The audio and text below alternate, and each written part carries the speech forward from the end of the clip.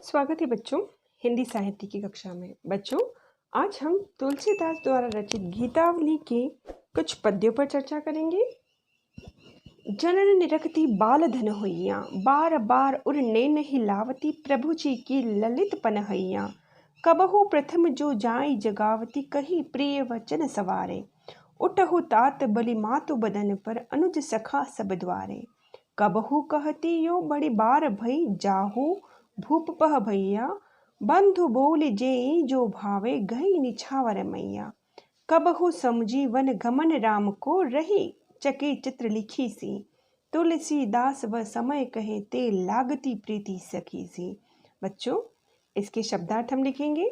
जननी माता कौशल्या, निरखती देखती हैं, धन हुइया छोटा धनुष, उर छाती से, नैनही नैन से, लावती लगाती है, ललित सुंदर, पनहैया पदत्राण या जूतियाँ, प्रथम जो पहले की तरह, सवारे सुबह, बलि न्योछावर, तात पुत्र, बदन मुख, अनुज छोटे भ्राता, बड़ी बार भई बहुत देर हो गई, भूप राजा दशरथ, जेय भोजन करो जो भावे जो भी अच्छा लगे, चित्र लिखी सी चित्र लिखित जैसी जड़, सीखी मोरनी, चकी चकित। अब हम इसकी व्याख्या देखते हैं। जनन निरखती बाल धनोहिया, यहाँ जब श्री राम वनगमन के चले जाते हैं तो कौशल्या उनके द्वारा उपयोग में लाई गई वस्तुओं को देखकर बार बार उनका स्मरण करती हैं। कभी पहले की तरह उनके कक्ष में जाकर उनको जगाती हैं और बाद में वास्तविकता का बोध होता है तो वह ठगी सी रह जाती है। उनकी इसी मनस्थिति का चित्रण तुलसीदास ने इस पद्य में किया है। जनन निरखती बाल धनोहिया, माता कौशल्या श्री राम के द्वारा प्रयोग में लाए गए जो छोटे छोटे से धनुष थे, उन धनुष को बार बार देख रही थी। बार बार उर नैन हिलावई, प्रभु जी की ललित पनहैया, और प्रभु जी की श्री राम की जो ललित पनहैया थी, सुंदर सुंदर जूतियाँ थी, सुंदर सुंदर जो पदत्राण थे, उनको बार बार अपने नेत्रों से लगाती थी और स्नेह से भरकर उनको छाती से लगा लेती हैं। कबहु प्रथम जो जाई जगावती, कही प्रिय वचन सवारे, और कभी कभी सुबह सुबह उठकर उन श्री राम के कक्ष में जाती और प्रिय वचनों से उनको जाकर जगाती थी। उठो तात, और कहती, हे तात उठो, बलि मातु वदन पर, तुम्हारे इस वदन पर, तुम्हारे इस मुख पर तुम्हारी माता बलिहारी जाती है। अनुज सखा सब द्वारे, तुम्हारे जो अनुज हैं, तुम्हारे जो छोटे भाई हैं, तुम्हारे जो सखा हैं, सभी तुम्हारी प्रतीक्षा में तुम्हारे द्वार पर खड़े हैं। कबहू कहती यो बड़ी बार भई, जाहू भूप पवैया, और कभी कहती हैं कि बड़ी बार भई अर्थात बहुत अत्यधिक देर हो गई है। जाहू भूप पह, राजा दशरथ के पास जाइए, राजा दशरथ आपका इंतजार कर रहे हैं। बंधु बोली जेई जो भावे, गई निछावर मैया, और तुम्हारे भाइयों के साथ तुम मिलकर जाइए, जो भोजन आपको अच्छा लगे वो भोजन आप कीजिए। निछावर मैया, तुम्हारे इस रूप सौंदर्य पर तुम्हारी माता तुम पर न्योछावर होती है। कब हो समझी, और जब माता यश कौशल्या को ये याद आता है कि श्री राम अब यहाँ नहीं है और वो वनवास चले गए हैं, तो ये विचार उनके मन में जब आता है, कबहू समझी वन गमन राम को रही, कि श्री राम अब उनके पास नहीं है, 14 वर्ष के लिए वनवास को चले गए हैं, तो चित्र लिखी सी, वो चित्र लिखित सी जड़वत हो जाती है। तुलसीदास वह समय कहते, लागती प्रीति सिकी सी। तुलसीदास जी कहते हैं बस उस समय वह ऐसी प्रतीत होती है जैसे श्री राम के प्रेम में वह एक मोरनी के समान बन गई, सीखी के समान, अर्थात मोरनी के समान लगती है। अर्थात जब मोरनी मोर से दूर होती है तो उसकी प्रतीक्षा में, मोर के वियोग में वह रात दिन आंसू बहाती रहती है। इसका संदर्भ हम लिखेंगे। प्रस्तुत पद गोस्वामी तुलसीदास द्वारा रचित गीतावली से लिया गया है, जो हमारी पाठ्यपुस्तक अंतरा भाग 2 में पद शीर्षक से संकलित है।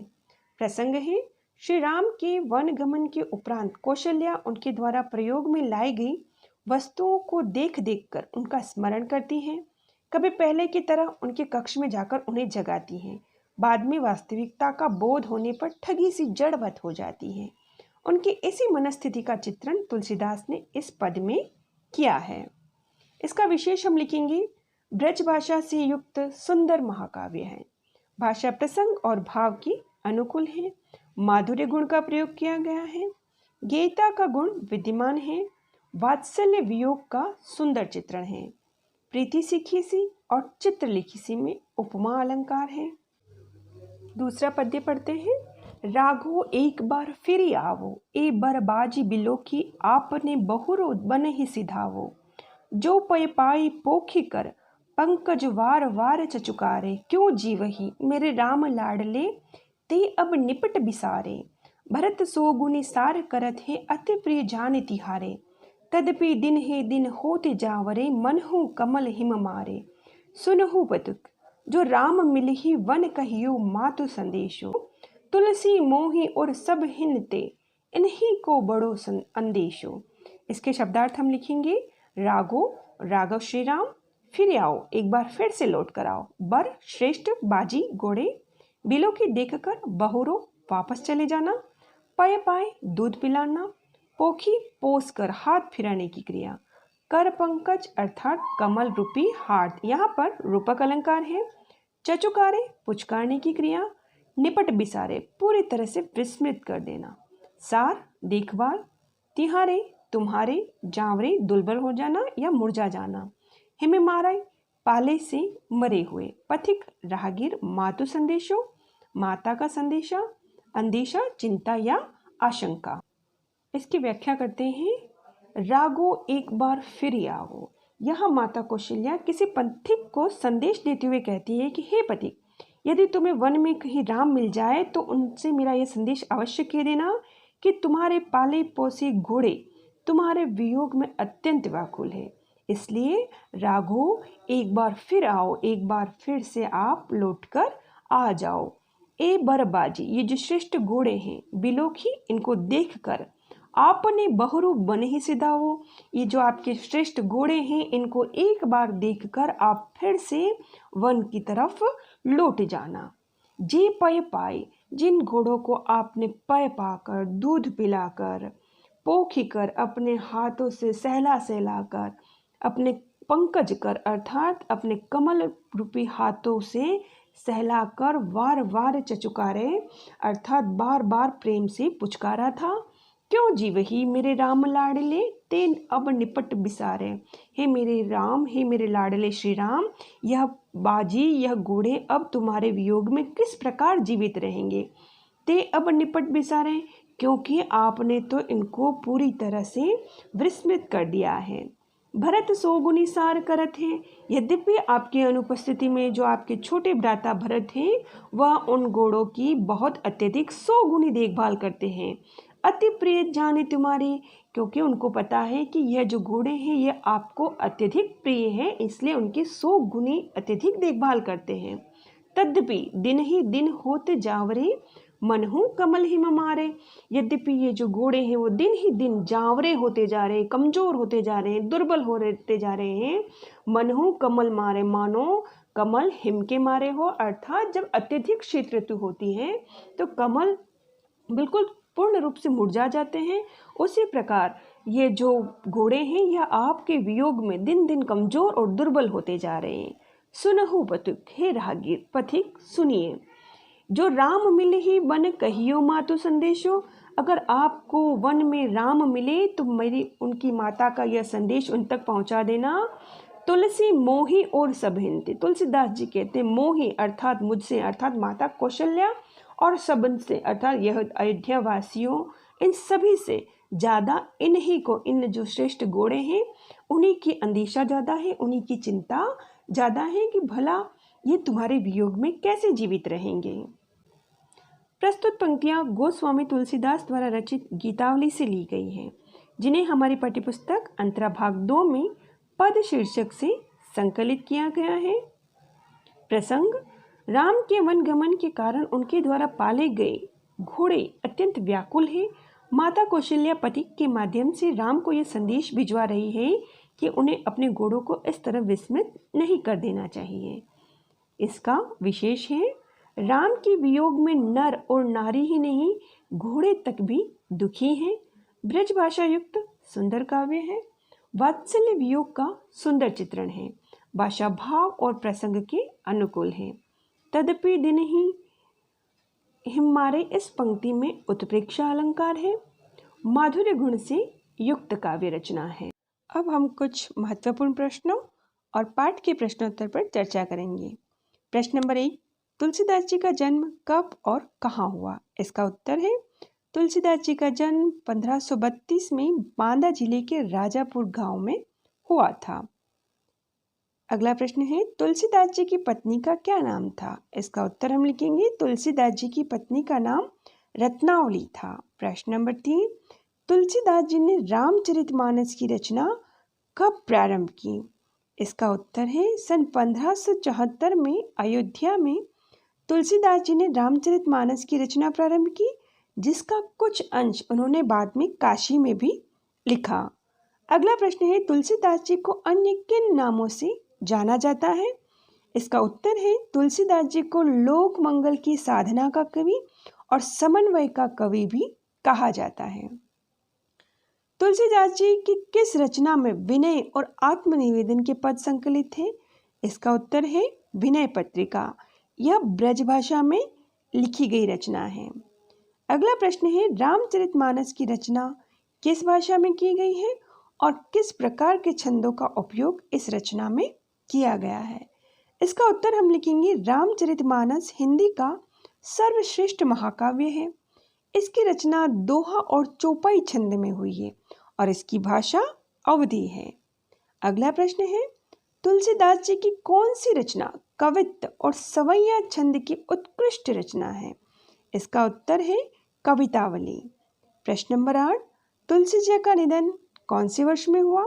इसका उत्तर है तुलसीदास जी का निधन सन 1623 में हुआ था। अगला प्रश्न है भरत राम का प्रेम, ये पद्य तुलसीदास की किस रचना से लिए गए हैं? इसका उत्तर है भरत राम का प्रेम, यह पद्य तुलसीदास जी की रामचरितमानस के अयोध्या कांड से लिए गए हैं। प्रश्न नंबर 10, तुलसीदास जी की प्रामाणिक कृतियों की संख्या कितनी है? इसका उत्तर है तुलसीदास जी की प्रामाणिक कृतियों की संख्या 12 है। अगला प्रश्न है तुलसीदास जी की ब्रज भाषा में लिखित काव्य कृतियों के नाम लिखिए। इसका उत्तर है कृष्ण गीतावली, विनय पत्रिका, दोहावली, कवितावली, गीतावली और वैराग्य सांदीपनी। यह जो 6 रचना है यह ब्रज भाषाओं में लिखी गई है। अगला प्रश्न है तुलसीदास जी की अवधी भाषा में लिखित काव्य कृतियों के नाम लिखिए। इसका उत्तर है रामचरितमानस, रामाज्ञा प्रश्नावली, रामलला नहचो, पार्वती मंगल, जानकी मंगल और बरवे रामायण। ये जो 6 कृतियां हैं ये अवधी भाषा में लिखी गई हैं। अगला प्रश्न है रामचरितमानस की रचना में कितना समय लगा? इसका उत्तर है रामचरितमानस की रचना में 2 वर्ष 7 माह और 26 दिन का समय लगा। अब हम कुछ पाठ के प्रश्नोत्तर पर चर्चा करेंगे। प्रश्न नंबर 1, हारे हो खेल जिताव ही मोही, भरत के इस कथन का क्या आशय है? इसका उत्तर हम लिखेंगे यह पंक्ति भरत जी ने श्री राम के चरित्र के सकारात्मक पक्ष को उजागर करने हेतु कही है। इसका आशय है कि श्री राम खेल खेलते समय भरत को जिताने हेतु जानबूझकर हार जाते हैं। भरत जी कहते हैं कि भगवान राम बड़े ही दयालु और स्नेही प्रकृति के भाई हैं। वह खेल में अपने छोटे भाई भरत से इसलिए हार जाते थे ताकि उसे किसी भी प्रकार का कष्ट ना हो और वह पूरे उत्साह के साथ खेलता रहता है। उनके इस व्यवहार के कारण भरत की सदैव जीत होती है। इस तरह भरत अपने भाई की प्रशंसा करते हैं, दूसरी तरफ अपने भाई के प्रति असीम श्रद्धा और कृतज्ञता का भाव भी उजागर होता है। प्रश्न नंबर 2, मैं जानहु निज नाथ स्वभाव में राम के स्वभाव की किन विशेषताओं की ओर संकेत किया गया है? इसका उत्तर है प्रस्तुत पंक्ति में राम के स्वभाव की इन विशेषताओं की ओर संकेत किया गया है। पहली विशेषता है राम दयालु और स्नेही व्यक्ति हैं। उन्होंने बाल्यकाल से ही भरत पर स्नेह और दया की वर्षा की है। अगली विशेषता है भरत राम के प्रिय अनुज थे। उन्होंने सदैव ही भरत के हित के लिए कार्य किया है। वे खेल में भी कभी अपने अनुज भरत के प्रति अप्रसन्नता नहीं दिखाते थे। वे सदैव उसे प्रसन्न रखने का प्रयास करते थे और वे अपराधी पर भी कभी क्रोध नहीं करते थे। प्रश्न नंबर 3, भरत का आत्म परिताप उनके चरित्र के किस उज्जवल पक्ष की ओर संकेत करता है? इसका उत्तर हम लिखेंगे, माता कैकेयी ने पुत्र मोह में आकर राम को 14 वर्ष के लिए वनवास और भरत के लिए अयोध्या का राज्य मांगा था।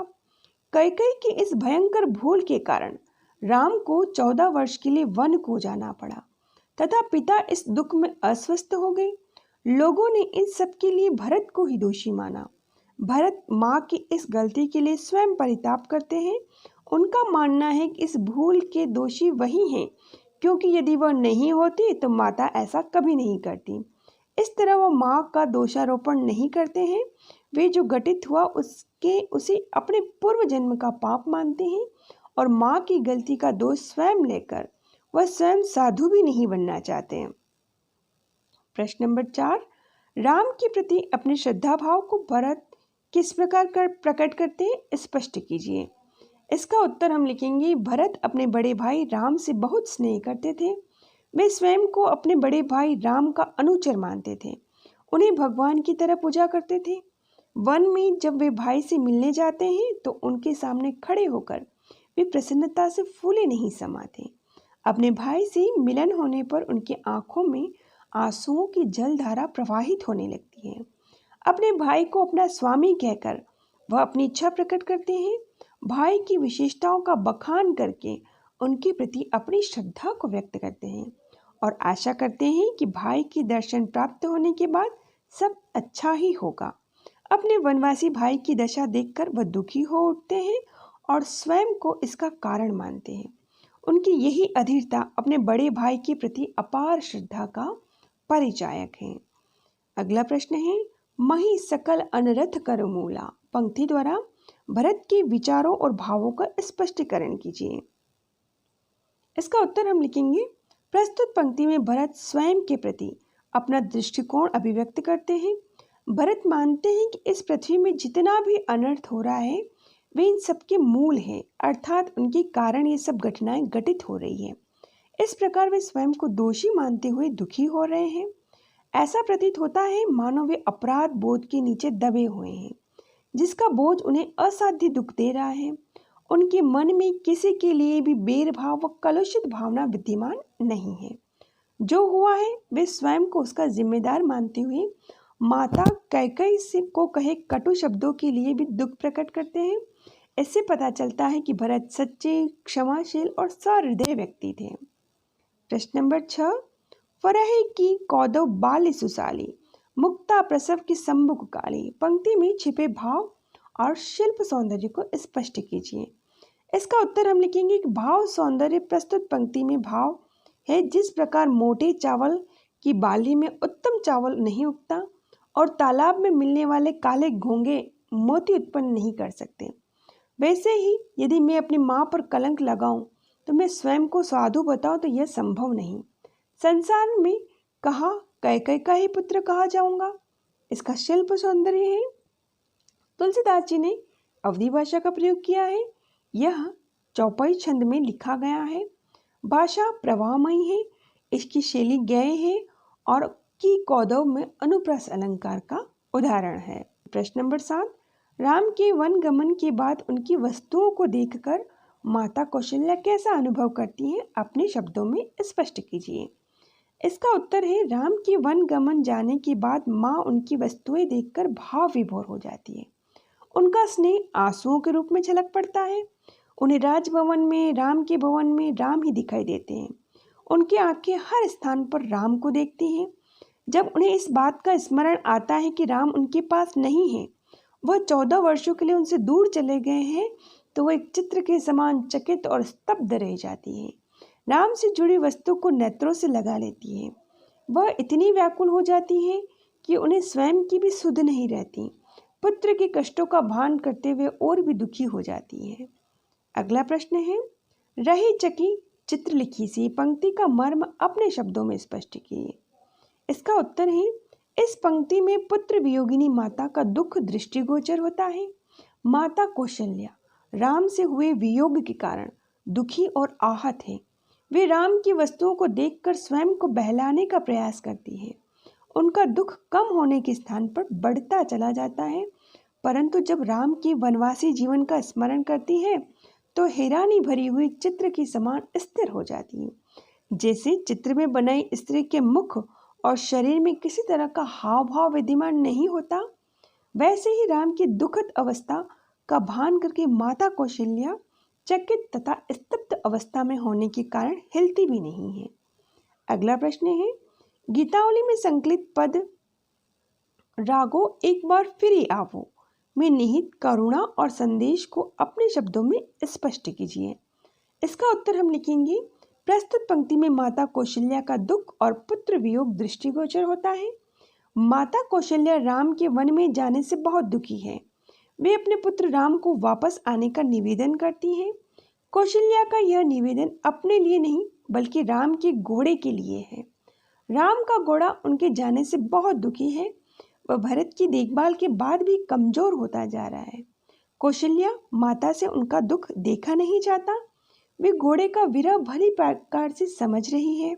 दोनों ही राम को बहुत प्रेम करते हैं, अतः उनका हृदय रो पड़ता है और वह यह कहने के लिए विवश हो जाती है कि राम तुम एक बार लौट कर आ जाओ, मेरे लिए नहीं अपने प्रिय घोड़े के लिए लौट कर आ जाओ।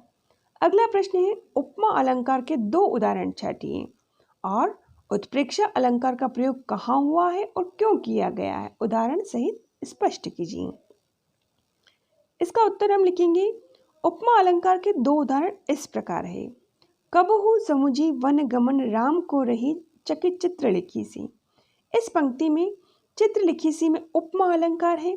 इसमें माता कौशल्या की दशा का वर्णन चित्र रूप में उकेरी गई स्त्री से किया गया। जैसे चित्र में बनी स्त्री हिलती डुलती नहीं है, वैसे ही माता कौशल्या राम को अपने पास न पाकर चित्र के समान स्तब्ध और चकित खड़ी रह जाती हैं। अगला उपमा अलंकार का उदाहरण है, तुलसीदास वह समय कहते लगती प्रीति सीखी सी। इस पंक्ति में सीखी सी में उपमा अलंकार है। इसमें माता कौशल्या की दशा मोरनी के समान है, जो वर्षा के समय प्रसन्न होकर नाचती है, परंतु जब उसकी दृष्टि अपने पैरों पर जाती है तो वो रो पड़ती हैं। उत्प्रेक्षा अलंकार का प्रयोग गीतावली की दूसरे पद की इस पंक्ति में हुआ है। तदपि दिन ही दिन होत जावरे, मनहु कमल हिम मारे। इसमें राम वियोगी घोड़ों की मुरझाई दशा की संभावना ऐसे कमलों से की गई है जो बर्फ की मार के कारण मुरझा रहे हैं। ऐसा करके तुलसीदास जी ने घोड़ों की दशा का सटीक वर्णन किया है। उत्प्रेक्षा अलंकार का प्रयोग कर कवि ने उपमेय में उपमान की संभावना कर पद का सौंदर्य निखार दिया है और घोड़ों का दुख बहुत सजीव रूप में उभर कर सामने आया है। प्रश्न नंबर 11, पठित पदों के आधार पर सिद्ध कीजिए कि तुलसीदास का भाषा पर पूरा अधिकार था। इसका उत्तर हम लिखेंगे, तुलसीदास द्वारा रचित पदों का पठन करते ही यह सिद्ध हो जाता है कि तुलसीदास का भाषा पर पूरा अधिकार था। वे संस्कृत, ब्रज और अवधी तीनों भाषाओं के ज्ञाता थे। उन्होंने राम भरत का प्रेम अवधी भाषा में लिखा और जो गीतावली के पद हैं वो ब्रज भाषा में लिखे। दोनों ही भाषाओं में मधुरता और सुंदर शब्द विन्यास दृष्टिगोचर होता है। भाषा सरल और सहज है। गीतावली की रचना पद शैली में हुई है। इसमें अनुप्रास अलंकार का प्रयोग सर्वत्र दिखाई देता है। उपमा अलंकार और उत्प्रेक्षा अलंकार की छटा भी पदों का सौंदर्य निखार देती हैं। बच्चों, यह थे तुलसीदास की दोनों रचनाएं और महत्वपूर्ण प्रश्नोत्तर। आप इनकी व्याख्याओं को अच्छे से देखें और इन प्रश्नोत्तर को समझने का प्रयास करें। अगली कक्षा में हम शीघ्र ही फिर से मिलेंगे।